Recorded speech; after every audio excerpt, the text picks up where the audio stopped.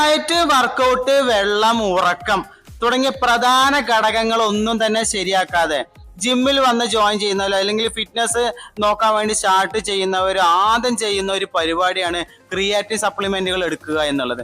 അതിപ്പോ ജിമ്മിലും ഒക്കെ പൊതുവെ വ്യാപകമായിട്ട് കാണുന്ന ഒരു പ്രത്യേകതയാണ്. ശരിയാണ്, ക്രിയാറ്റിൻ സപ്ലിമെന്റ് സയൻസ് പ്രകാരം നല്ലതാണ്.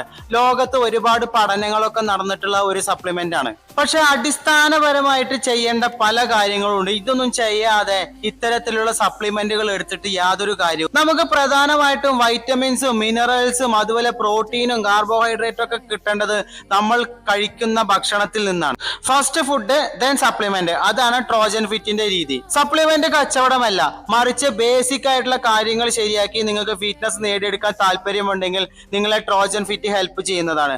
ഞങ്ങൾ എങ്ങനെയാണ് ഹെൽപ്പ് ചെയ്യുന്നത് എന്ന് നിങ്ങൾക്ക് അറിയണമെങ്കിൽ നിങ്ങൾ HS എന്ന് കമന്റ് ചെയ്യുക. ഞങ്ങൾ നിങ്ങളെ കോൺടാക്ട് ചെയ്യുന്നത്.